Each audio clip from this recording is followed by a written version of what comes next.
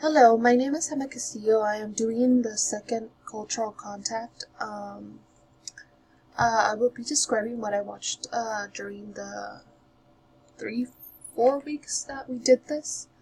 I'll be explaining what shows I watched. Um,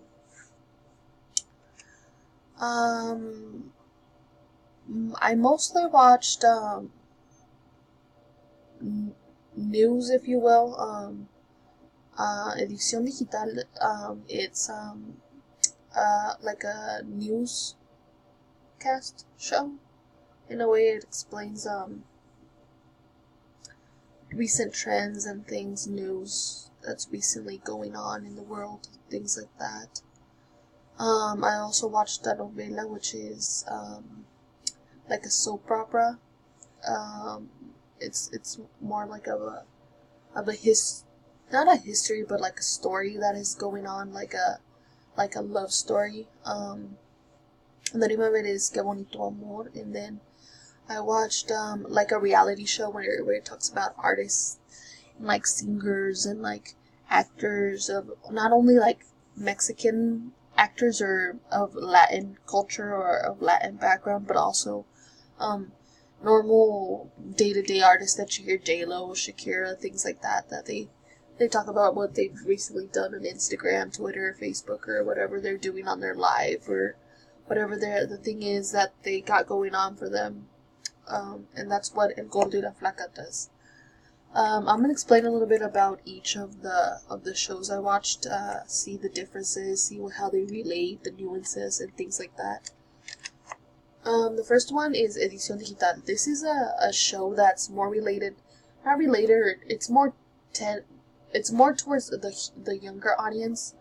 Um, it talks about the recent news about politics. It talks about new trends that are happening, trends that you see on online or not online, but online and on social media, things like that. Edición digital literally translate to digital edition, meaning that it's more towards social media. Like I said, more technology related news that you see on a daily basis. Um, the guy in the picture, his name is Borja Voces, and he's usually the one that he does the social media segment on every, because he does another show in Spanish. It's another TV or news show. He usually does all the social media. Um, he'll post videos on certain things, not like videos of certain situations that are outrageous, that are just out of place, like violence, things like that, and usually they do commentary on it. They talk a lot about trending videos. They do a lot of comments based on the actual videos across the world. Like I was saying, like tragic things that happened, violence, um, hurricanes, things that have been we've been seeing in recent news, things like that. That's what he shares. She's just the girl. Her name's Caro. She's just the co-host. But yeah, it's just recent news, if you will, for the show. Um, Que Bonito Amor like I said, is a soap opera. It's like a story, if you will. I like well, soap opera is telenovela.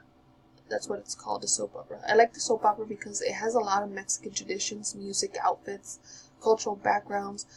What I mean by Mexican traditions is the usual typical um, dress attire that they wear in Mexico. Not necessarily on a day to day basis, but it's the background. It shows the culture, the colors, the fabrics, the hairdos, the makeup, the instruments they even use. For example, right in the back, they're playing mariachi, which is a really typical Mexican music, if you will, or band, or whatever you want to call it. Um, in the top right hand corner, it shows a typical wedding with the big sombrero, the big hat, the typical mariachi outfit that they wear. All these are actors that I know. The guy is what's his name? I forget what his name is, but I know him. All these actors are like common around in the soap opera background or field that they do. Um, all the music that is played in these TV shows, not TV shows, but soap operas, relate back to Mexican music artists, which one of the typical ones is Vicente Fernandez. He's huge in Mexico. Every Mexican pretty much knows him. But yeah, I like this one. I like the story, very romantic. But besides all that, it shows all of the culture. Like I said, it explains exactly what the culture is: traditions, music, outfits, backgrounds, food.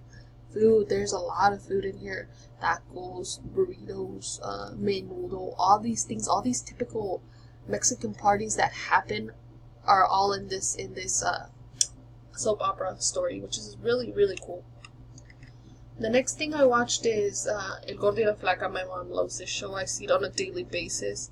It's just like Edición Digital, except Edición Digital is more towards news, like actual serious stuff that happens that is a concern for society. This is more of artists, music, actors, singers type of thing. They're more of leaning towards what's modern. They do a segment where they do what the modern trends of dressing up is like latest fashions, latest hairdos, things like that. They do a lot of Instagram, Facebook, Twitter. They talk about what the actors and actresses post on their Instagram, and they criticize them. They, like I said, do a lot of latest trends. This is very modern for very modern people. Even though the co-hosts are they're not old, I would say, but they're not in the modern field.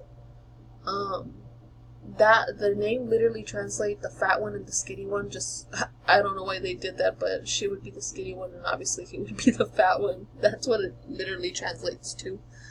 Like I said, they talk a lot about music and artists and things like that. I think this show would relate back to like Wendy Williams and like, I don't know, I don't watch too much TV, but I would think that any show that talks about actresses and actors, The Talk, I can't think any off the top of my head, but the show relates back to many of those, criticizing actresses and actors' videos. And to finish off, to conclude, again, a lot of Mexican shows, learned a lot of new traditions, culture, religion, sayings, new news that's happening around the world, of course, and new actors and actresses shows. My mom loves watching all those shows. Sayings, of course, new vocab, new traditions, new things like that. And yeah, that's all I watched for this section, or this new cultural contact.